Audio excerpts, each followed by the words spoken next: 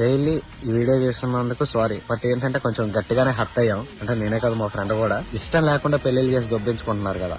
అసలు మీరు ఎంత మెంటల్, అసలు మీకు బుర్ర ఉందా? నీకు మహా అయితే నీ అల్లుడు అప్పుడప్పుడు వచ్చిపోతాడు, నీ కూతురు పక్కన ఆడొక 50 ఏళ్ళు బతకాలి. ఈ ఇది కూడా లేకుండా అసలు ఎంత దారుణంగా ఇచ్చి ఎలా పెళ్లి చేస్తారు మీరు? ఊకే ఉంది ఆడి దగ్గర, జాబ్ ఉంది, లేదంటే అందులో ఎవరితోనో కెలికి జాబ్ గంగెడితే, సరే జాబ్ కూడా కాదప్ప ఫైనాన్షియల్ గా ఉన్నాడని ఇస్తున్నావు. వాడి బెట్టింగ్ ఏదో లంచ్ కింద ఎడతప్పుడు ఏం చేస్తావు? మొట్టుకొని ఉంటావు కదా. ఇప్పుడు అదే మాట లవ్ చేసినోడు వచ్చి అడిగితే దాని తలరాత అలానే ఉంటది దాని లైఫ్ అని చెప్పి అంటారు. అదే ఆడికిచ్చి కూడా చేయొచ్చు కదా. ఎందుకంటే డిసిషన్స్ అలా తీసుకొని మీ కూతురు జీవితాన్ని నాశనం చేస్తారు. తర్వాత అది ఎవరితోనో ఎఫ్ఐఆర్ లో ఉంటే అమ్మాయి ఎందుకు అమ్మాడుతుంది అని అడుగుతుంది. నీకేం తెలిసే? నీ మొగుడు అలానే నీకు ఆ విషయం తెలుసు కదా. జాతకాలు చూసే కదా నీ పెళ్లి చేశారు. అయినా నీ కాపురం సంకనాకపోయింది కదా.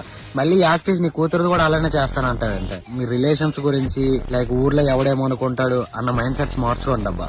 ఎందుకే జడ్ అలా తీసుకుంటారు.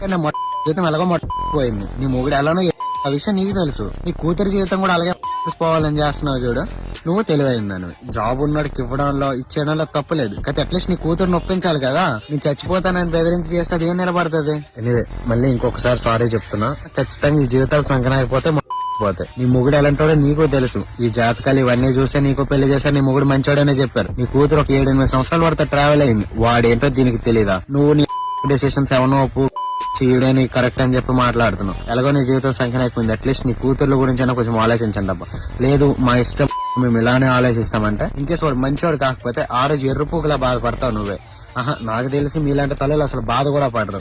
ఎందుకంటే లైక్ పాపం మొన్న సిస్టర్ ఇట్లానే మెసేజ్ చేసింది, బ్రో వాళ్ళ కోసమే చేసుకున్నా కానీ ఇప్పుడు నేను పట్టించుకోవట్లేదు బ్రో అని చెప్పి. ఖచ్చితంగా ఈ తల్లులంతా ఈ కేటగిరీలే. ఇందుకు తనం ఏంటో తెలుసా? వాళ్ళ పిల్లలు వాళ్ళ తల్లి ఎలాంటిది అని తెలిసినా కూడా నేను ఫ్యామిలీ కోసం చేసుకుంటున్నా అని చెప్పి మాట్లాడతారు. కొంచెమైనా ఆలోచించి మారండి అబ్బా. లేదు అనుకుంటే మా జీవితం ఇలానే పుడిసిపోని ఏదైతే అది అయింది అనుకుంటే అలాగే సంక నాకండి. ఇంకెవడం చేయలేడు ఇంకా.